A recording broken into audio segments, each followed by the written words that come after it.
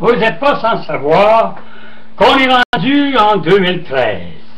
Et 2013 en numérologie, ça veut tout simplement dire les deux derniers chiffres, 3 plus 1 fait 4. Donc, ça va être l'année des dédoublements.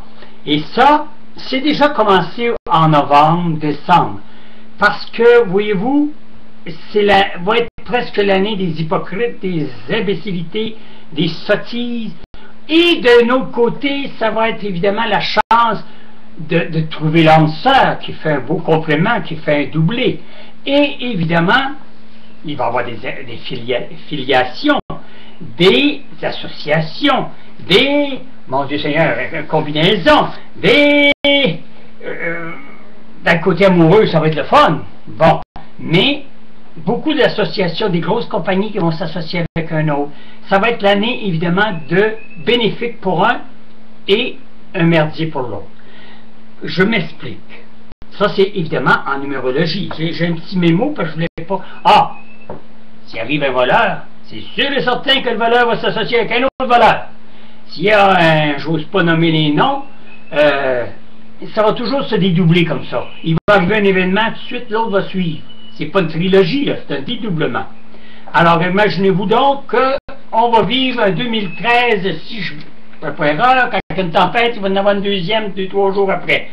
C'est comme ça dans la numérologie. C'est pas moi c'est pas moi le génie, mais quand on fait lecture de la numérologie, c'est ça la cause des as, et surtout les astrologues donc, savent très bien aussi où placer les planètes et vont bien vous certifier ce que je vous dis. Un exemple, entre autres, un exemple. Ça va être l'année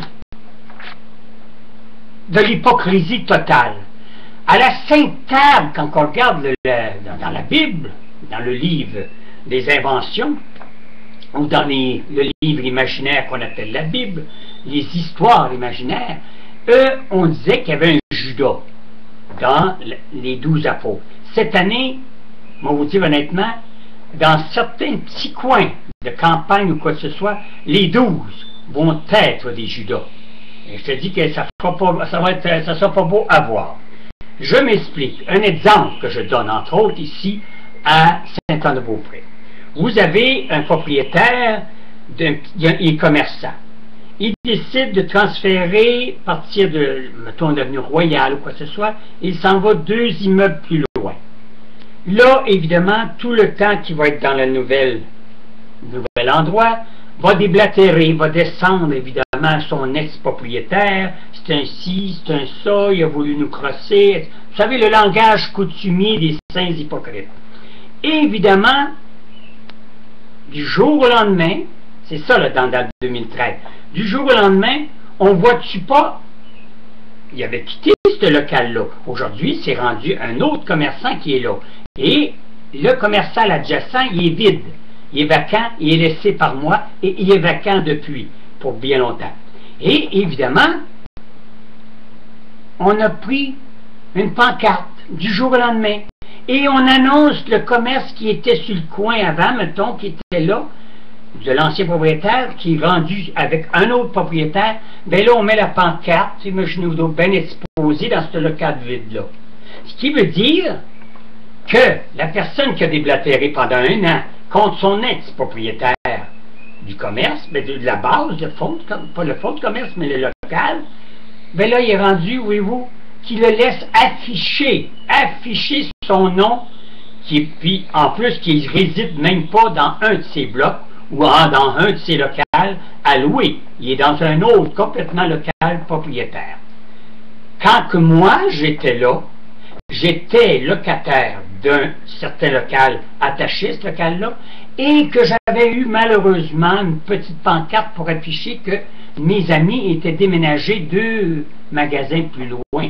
Oh, si moi qui faisais pas choix à chat, on m'a interdit d'afficher ça, puis c'est ci, puis c'est ça. Là, aujourd'hui, le même anus, évidemment, expose la pancarte affichée du nom du commerce qui, évidemment, les propriétaires qui ont loué le commerce ont déblatéré pendant 1 an, là, rendus sont ensemble et ils font concubinage ensemble. C'est pour vous dire, mes chers amis, que ça va être comme ça toute l'année 2013 l'année des hypocrites et des saints hypocrites. Allez chercher le dictionnaire des noms. Il va y avoir un Pierre, il va y avoir un Jean, il va y avoir un Jacques, il va y avoir un Luc, il va y avoir un Judith, il va y avoir un Roland, il va y avoir un Claude, il va y avoir un Louis, il va y avoir une Linda, il va y avoir un Robert, il va y avoir un André, il va y avoir une Mariette. Et nommez-les le dictionnaire au complet. Cette année, c'est l'année des saints hypocrites 2013. Alors les gens qui sont directs comme moi je le suis, qui ne passent pas par quatre chemins pour dire quelque chose, ben vous autres, je vous souhaite une maudite belle année, une super de belle année, mais faites attention quand les poignards vont voler bas, et ça ne m'étonnerait pas qu'un coup de poignard ne serait pas suffisant, un deuxième peut se ressentir plus vite qu'on le croit. Alors, c'est l'année des saints hypocrites, le dédoublement de personnalité, le dédoublement, on te fait une belle façon devant le visage, et 5 minutes après, on va déblatérer sur toi, comme ce couple-là qui ont un commerce et qui, aujourd'hui, sont bien contents d'avoir cet ancien propriétaire-là pour afficher qu'ils sont, évidemment, dans un autre endroit, parce qu'ils sont mal vus, probablement, aux yeux du public. Ça se passe, évidemment, à Sainte-Anne-de-Beaupré. Mais il n'y a pas juste Sainte-Anne. Tous ces petits crises de patelins où il y a des vieux et des vieilles radoteuses et qu'il y a des gens qui ne se mêlent pas de leur calice d'affaires. Il n'y a pas juste à Sainte-Anne, vous allez voir, c'est plein de petits country comme ça, là, des petites places comme ça, là, comment je vous les nommerais. Il y en a à Sept-Îles, il y en a partout au Côte-Nord, il y en a partout comme ça.